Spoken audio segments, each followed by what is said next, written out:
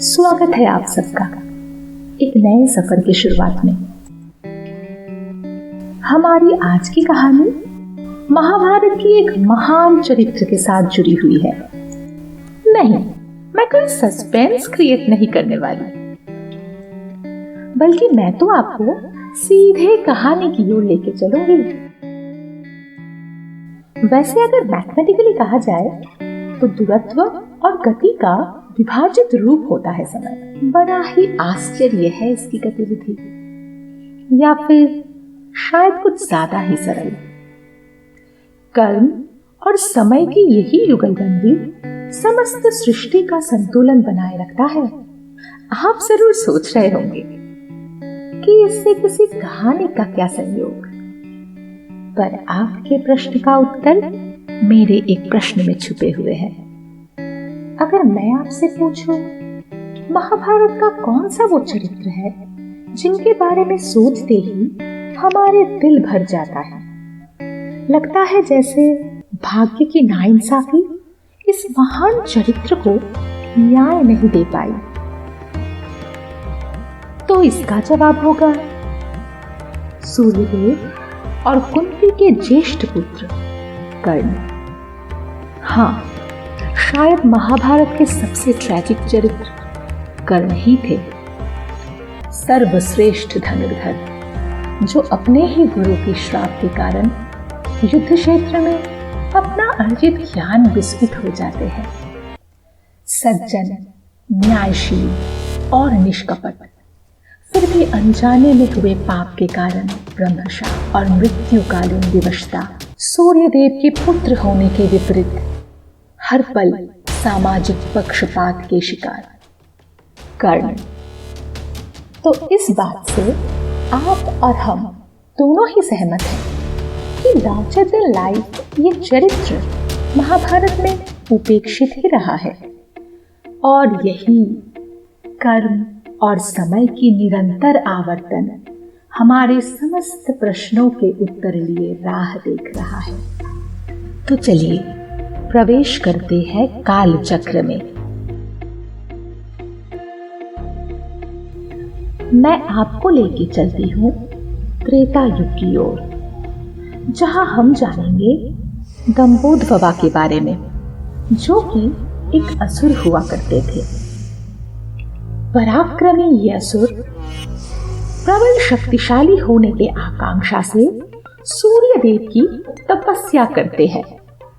सालों बाद प्रसन्न सूर्यदेव जब प्रकट होके दंभोदभवा से उसकी इच्छा के बारे में पूछते हैं, तो वो अमरत्व का वरदान मांगते हैं। सूर्यदेव असंभव इस वरदान को देने से इनकार करते हुए दूसरी इच्छा के बारे में पूछने पर दंभोदभवा की आंखों की चमक सूर्यदेव की दृष्टि से छिपती नहीं, पर फिर भी वो अपने भक्त को निराश नहीं करना चाहते थे।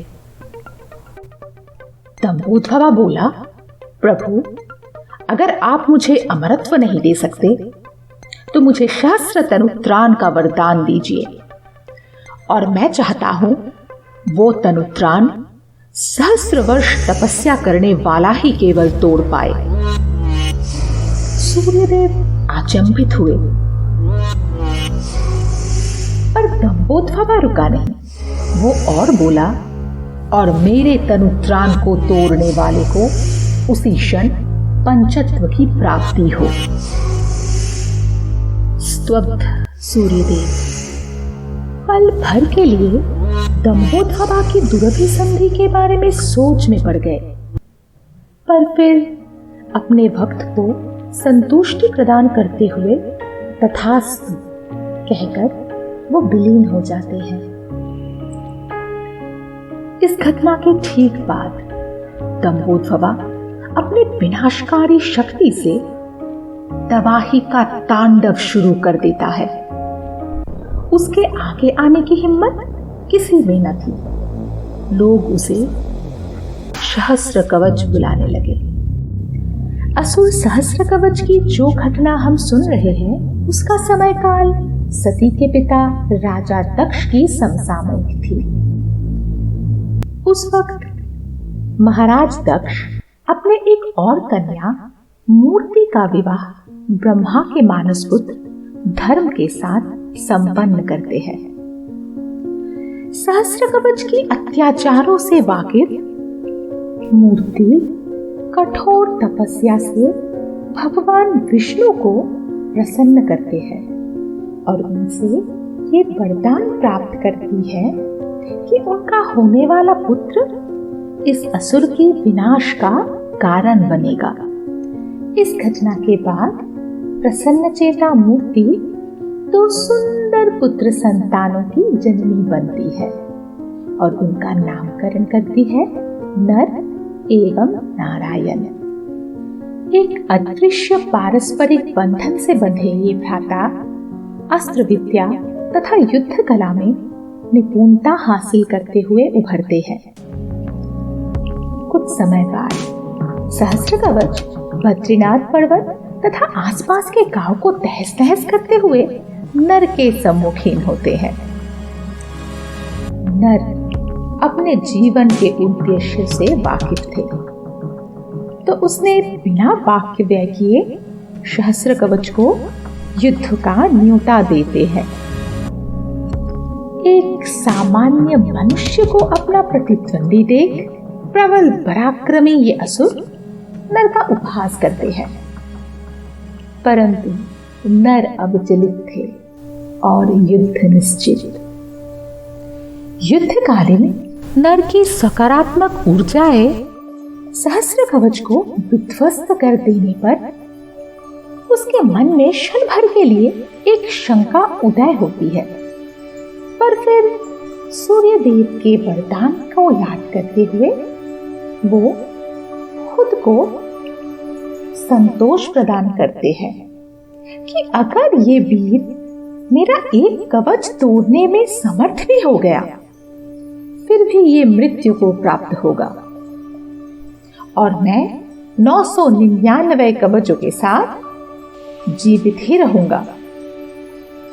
क्षण भर बाद ये आसुरिक चिंता सत्य का आकार लेती है और कवच नष्ट होते ही नर का प्राणहीन शरीर भूमि को स्पर्श करता है।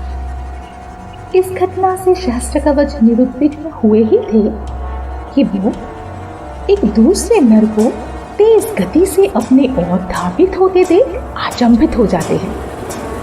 असल में नर जैसा देखने वाला ये इंसान तो उसका जुड़वा भाई नारायण था। महामृत्युंजय मंत्र का जप करते हुए नारायण अपनी ऊर्जाएं नर के शरीर में संचारित करते हैं। देखते ही देखते नर पुनर्जीवित होते हैं और ठीक उसी वक्त नारायण असुर सहस्त्रकवच को पुनराय युद्ध की चुनौती देते हैं। सहस्त्रकवच के पास न्योता स्वीकार करने के अलावा और कोई उपाय न था और चुनौती स्वीकार करते ही एक तरफ प्रलयंकर संघर्ष की सूचना होती है और दूसरी तरफ नर तपस्या में लीन हो जाते हैं।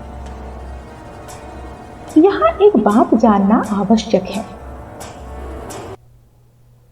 कहावत है कि बद्रीनाथ पर्वत पर एक दिन की तप सहस्र वर्ष का फल प्रदान करता है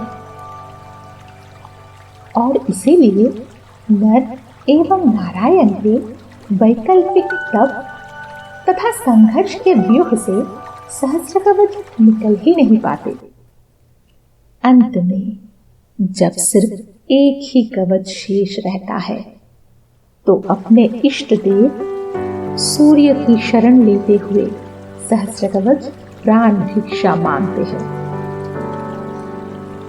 नर नारायण असुर के हस्तांतरण की मांग करने पर सूर्यदेव शरणागत भक्त को साक्षात मृत्यु के हाथों में सौंपने से मना कर देते हैं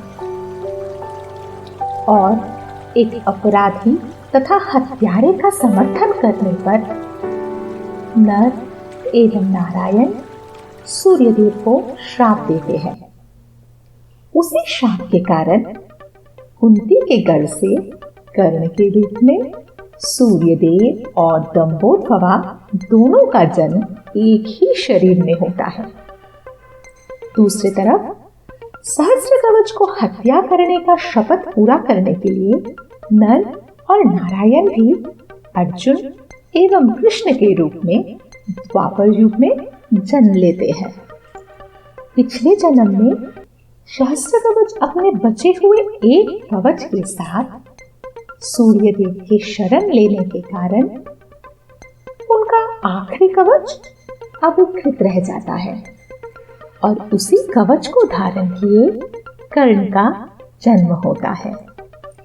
जबकि आगे चल के मृत्यु निश्चित जानते हुए भी दानवीर कर्ण अपने कवच इंद्रदेव को सौंप देते हैं। परिणाम सबको ज्ञात है। वैसे देखा जाए तो द्वापर युग में भी कर्ण की जीवन कुछ कम दिलचस्प नहीं थी। उसके बारे में कभी और बात करेंगे किसी और एपिसोड में। If you enjoyed today's story, please like and share it with your friends. Don't forget to subscribe our channel. Thank you.